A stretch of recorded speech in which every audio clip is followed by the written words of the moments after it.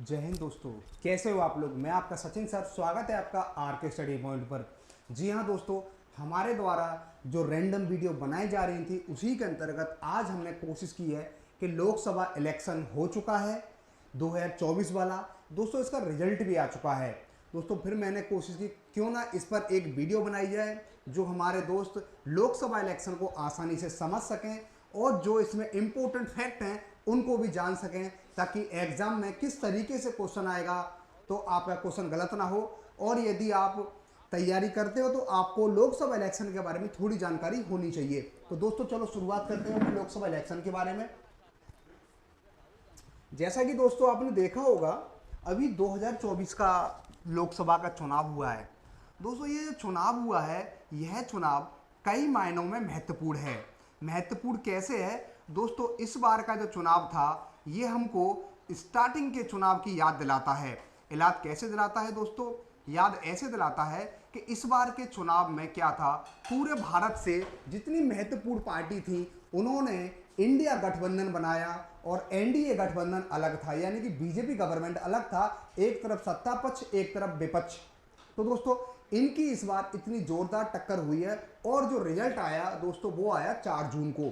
तो दोस्तों 4 जून के रिजल्ट ने यह बता दिया कि भारत में जो नागरिक रहते हैं, जो एक खूबसूरती है लोकतंत्र की कि भारत के नागरिकों के मन में क्या बैठा है इसकी तह कोई नहीं लगा सकता। यानी कि भारतीयों के मन में क्या है इसका पता कोई नहीं कर सकता, चाहे सरकार सत्ता पक्ष में एक बार आई हो, 2 बार आई हो। लेकिन देश के नागरिक ऐसे हैं, उनके लिए मुद्दे ज्यादा मायने रखते हैं, ना कि अंधभक्ति। उनके लिए मुद्दे ज्यादा मायने रखते हैं। बेरोजगारी देश में क्या है आप देखते होंगे, एक वर्ग श्रमिक वर्ग है, किसान वर्ग है, दिहाड़ी मजदूरी वर्ग है, वो वर्ग महंगाई से परेशान है, वो वर्ग महंगाई से परेशान है। और हमारा ये युवा वर्ग है वो भी बेरोजगारी से परेशान है। तो दोस्तों मैं इसमें ये नहीं कहूँगा कि ये सब कुछ सरकार की वजह से ही हुआ है या सत्ता पक्ष की वजह से ही हुआ है। इसके कई सारे कारण होते हैं। कई इन सब कारणों में दोस्तों एक जनसंख्या भी एक बहुत महत्वपूर्ण कारण होती है। और सबसे बड़ी कारण होती है कि जो हमारी एजुकेशन सिस्टम है उसमें स्किलफुल लोगों की भी कमी है, यानी कि उनमें जिस तरीके से उनको रोजगार मिलना चाहिए उसके लिए उनमें योग्यता की भी थोड़ी बहुत कहीं ना कहीं कमी रहती है। तो इसकी जिम्मेदारी भी थोड़ी बहुत देखिए तो हमारे जो शिक्षण संस्थान है उनके ऊपर भी जाती है। तो दोस्तों इस बार के रिजल्ट ने पूरी दुनिया को चौंका दिया है कि इतने बड़े हम दुनिया में, हमारी जनसंख्या सबसे ज्यादा है और देश भारत देश का जो लोकतंत्र है दोस्तों वो सबसे बड़ा लोकतंत्र है देश का। तो इसी की आज चर्चा करने वाला हूं मैं। तो दोस्तों पहले मैं आपके सामने बात करूं कि किस पार्टी को कितनी सीट मिली। दोस्तों 4 पार्टी हैं देश में, इस बार 4 पार्टी महत्वपूर्ण बन के उभरी हैं, जिनमें बीजेपी को दोस्तों 40 सीट मिली हैं और कांग्रेस को 99 सीट मिली हैं। ऑल इंडिया तृणमूल कांग्रेस को दोस्तों जो सीट मिली है ये मिली है 29 सीट मिली है। इसके अलावा सपा को उत्तर प्रदेश से 37 सीटें मिली हैं। इसके अलावा एक पार्टी और है जेडीयू यानी जनता दल, ये बिहार की पार्टी है दोस्तों, इसको भी 12 सीटें मिली हैं।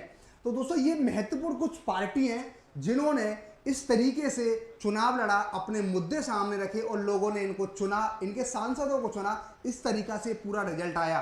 दोस्तों आपको एक बात और पता होगी, जिस तरीके से सत्ता पक्ष बार बार एक नारा लगा रहा था कि अब की बार 400 पार, अब की बार 400 पार, तो जनता ने उनको दिखा दिया कि जनता के मन में क्या चल रहा है उनके मन तक आप कभी नहीं पहुंच सकते।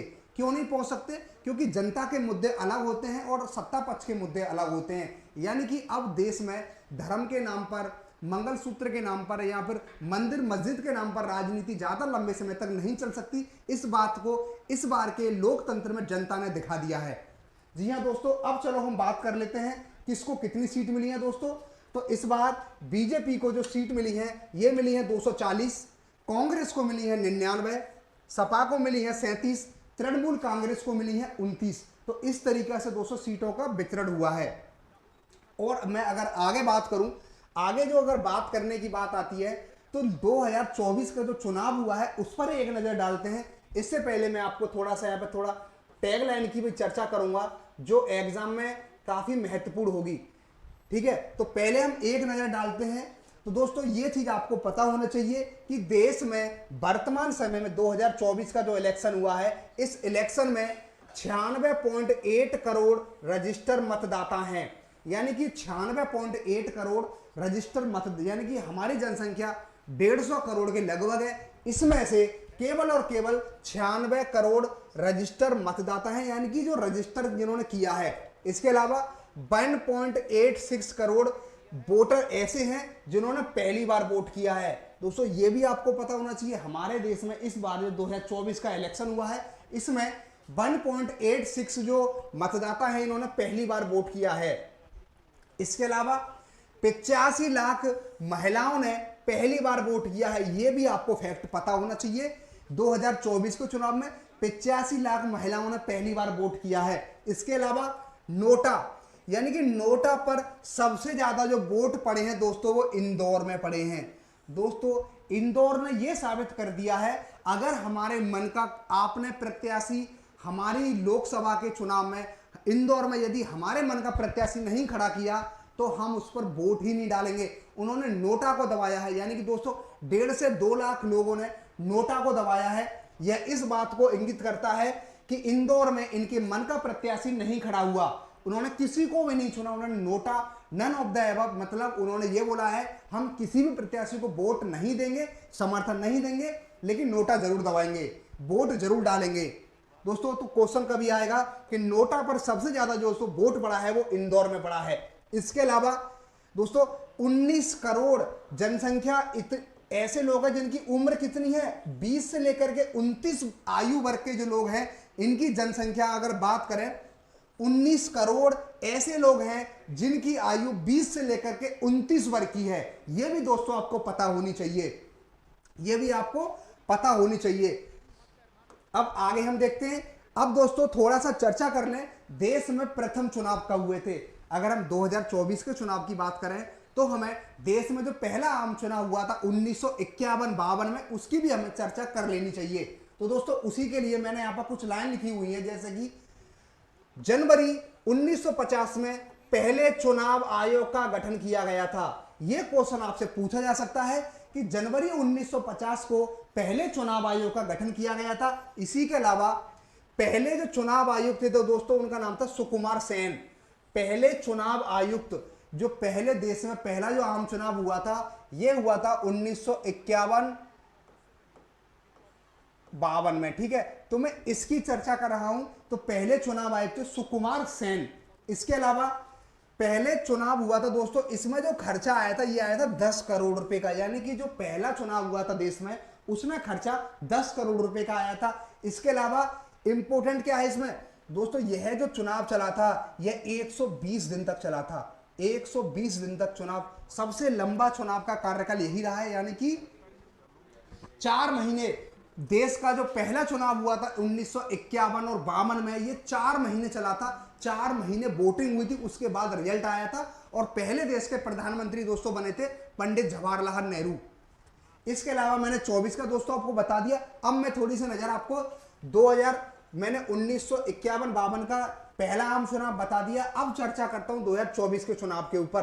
तो दोस्तों 2024 के चुनाव की बात करूं दोस्तों, यह चला था 44 दिन, यानी कि जो 2024 का लोकसभा का चुनाव है दोस्तों ये 44 दिन तक चला है। यह आपको फैक्ट पता होना चाहिए, यह 44 दिन तक चला है। दोस्तों इसमें खर्चे की बात करें, इस 2024 के चुनाव में दोस्तों जो खर्चा आया है यह आया है 1.20 लाख करोड़। 1.20 लाख करोड़ रुपए का 2024 के चुनाव में खर्चा आया है। और इस समय 2024 के चुनाव में दोस्तों मुख्य चुनाव आयुक्त है राजीव कुमार। यह आपको पता होना चाहिए, मुख्य चुनाव आयुक्त कौन है दोस्तों, राजीव कुमार। अब थोड़ा आगे देख लेते हैं। आगे इसमें है, अब बात मैं करूंगा थोड़ी पूर्ण बहुमत की सरकार की। पूर्ण बहुमत की सरकार, यानी कि पूर्ण बहुमत की सरकार की बात करें दोस्तों, आपने देखा होगा 2014 में, यहां पर थोड़ा थोड़ा समझो इसमें। 2014 में बीजेपी को 283 सीटें मिली थी। 283 सीटें मिली थी बीजेपी को। इन 283 सीटों के साथ बीजेपी ने स्पष्ट बहुमत के साथ सरकार बनाई थी। स्पष्ट बहुमत यानी कि पूर्ण बहुमत के साथ बीजेपी ने सरकार बनाई थी। स्पष्ट बहुमत के साथ बीजेपी ने सरकार बनाई थी। इसके अलावा मोदी जी प्रधानमंत्री बने थे दोस्तों। फिर 2019 में फिर लोकसभा का इलेक्शन हुआ और इस लोकसभा के इलेक्शन में भी बीजेपी को स्पष्ट बहुमत मिला। बीजेपी को दोबारा फिर स्पष्ट बहुमत मिला और प्राइम मिनिस्टर नरेंद्र मोदी बने। पीएम कौन बने दोस्तों? नरेंद्र मोदी। क्योंकि पहले चुनाव में जनता को ये कह करके बोला गया कि इस बार हम पहली बार आए हैं, हमको आप चुनिए, तो जनता ने इनको चुना। दूसरा 19 का चुनाव आया तो इन्होंने ये बयान दिए थे कि जो पिछली 70 साल कांग्रेस की सरकार रही है उसने जो कार्य किए हम उस पर काम कर रहे हैं, अभी हमें थोड़ा समय और दीजिए। तो ये था हमारा 19 का चुनाव दोस्तों। अब हुआ क्या? अब 2024 का फिर चुनाव हुआ है लोकसभा का। इसमें क्या हुआ है दोस्तों? इसमें बीजेपी को स्पष्ट बहुमत नहीं मिला है। इसमें बीजेपी को स्पष्ट बहुमत नहीं मिला है। बीजेपी को दोस्तों मैंने आपको बता दिया 240 सीटें मिली हैं। कितनी? 240 सीटें मिली हैं। और दोस्तों सरकार बनाने के लिए सीट कितनी चाहिए? 272। यानी कि स्पष्ट बहुमत के लिए 272 सीटें चाहिए और 272 पर ही आपकी सरकार बनेगी। तो बीजेपी को इस बार गठबंधन का सहारा लेना पड़ेगा, यानी कि पूर्ण बहुमत की सरकार इस बार नहीं बन पाई। अब दोस्तों थोड़ा थोड़ा बात कर लेते हैं कि बीजेपी ने पूर्ण बहुमत के बाद कुछ कठोर निर्णय भी लिए थे।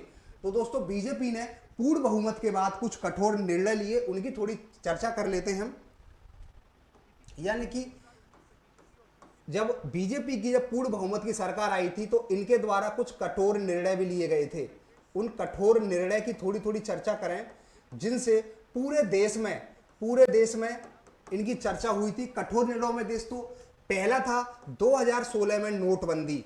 2016 में क्या हुई थी दोस्तों? नोटबंदी हुई थी। इससे भी पूरे देश पर असर हुआ था। नोटबंदी थी। इसके अलावा जो और क्या काम किए थे इनके द्वारा? जीएसटी को लागू किया गया था। जीएसटी कानून था दोस्तों, वो लागू किया गया था इनके द्वारा। और क्या था? और था दोस्तों सबसे महत्वपूर्ण था CAA, यानी कि जो नागरिकता कानून था 2019 वाला, ये लाया गया।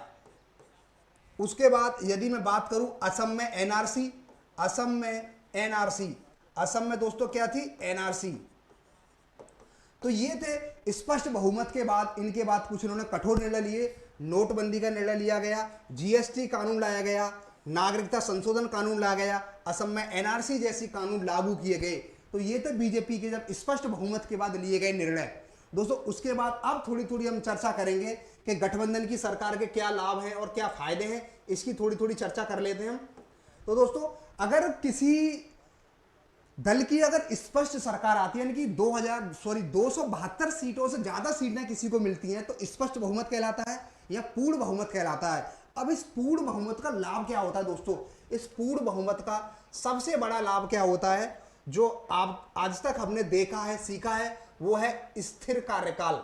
स्थिर कार्यकाल ये कभी भी आपसे पूछा जा सकता है कि पूर्ण बहुमत की सरकार का सबसे पहला फायदा क्या है, यानी कि गवर्नमेंट 5 साल चलेगी, इस बात की जिम्मेदारी होती है, यानी कि स्थिर कार्यकाल होता है।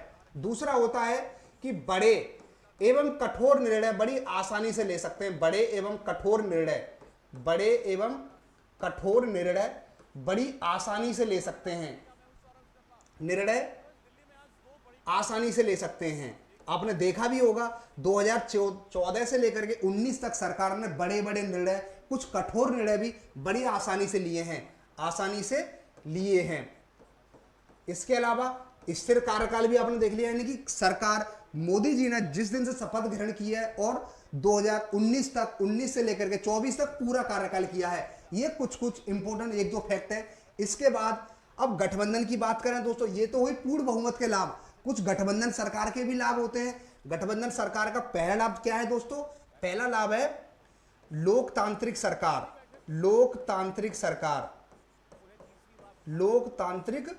सरकार। यानी कि अगर गठबंधन की सरकार है दोस्तों, तो सरकार को लोकतंत्र को ध्यान में रखकर ही रूल करना पड़ेगा, यानी कि वो तानाशाही नहीं कर सकती क्योंकि गठबंधन की सरकार है। दूसरा लाभ क्या है दोस्तों? इसका दूसरा बड़ा लाभ जो ये है कि इसमें जो छोटे दल होते हैं, छोटे दलों की भी भूमिका बढ़ जाती है शासन में। छोटे दलों की भूमिका बढ़ जाती है और जो क्षेत्रीय दल होते हैं दोस्तों, उनकी भी भूमिका बढ़ जाती है। तो दोस्तों अगर सरकार गठबंधन में आती है तो बता दिया मैंने उसके क्या लाभ हैं, और अगर पूर्ण बहुमत से आती तो उसके क्या लाभ हैं। इसके अलावा दोस्तों यदि मैं बात करूं 2024 का जो चुनाव हुआ है, 2024 के चुनाव में दोस्तों एक मुद्दा बड़ी जोर शोर से चल रहा था कि भारत में अगर सत्ता पक्ष दोबारा अगर सत्ता में आता है तो लोकतंत्र को खतरा है, तानाशाही जैसी स्थितियां मौजूद हो जाएंगी, यानी कि संविधान है, आरक्षण जैसे मुद्दों पर बहस चली है। और इसी चीज को लेकर के इस बार का जो चुनाव हुआ है इसी मुद्दे पर हुआ है दोस्तों। तो इस बार का चुनाव ये कहा जा रहा है कि इस बार का चुनाव ये लोकतंत्र की जीत हुई है, किसी एक पार्टी की नहीं बल्कि जनता की जीत हुई है दोस्तों। अब हम बात करें 2024 का चुनाव की जो टैगलाइन की भी थोड़ी बात कर लेता हूं मैं। अगर आपसे कभी क्वेश्चन पूछ लिया जाएगा कि 2024 की चुनाव की टैगलाइन क्या है, तो ये भी मैं आपको बता देता हूं। 2024 के चुनाव की टैगलाइन, चुनाव की टैगलाइन, ये क्वेश्चन भी फैक्ट है, आपसे पूछा जा सकता है। तो दोस्तों ये है चुनाव का पर्व देश का गर्व, चुनाव का पर्व, चुनाव का पर्व देश का गर्व, ये टैगलाइन है 2024 के चुनाव की दोस्तों। अब एक और बात मैं आपको ये थोड़ी सी बता दूं फैक्ट, जैसे कि स्टार्टिंग में मैंने आपको बताया था यहाँ पे कि इस समय जो चुनाव हुआ है दोस्तों वो 7 चरणों में हुआ है।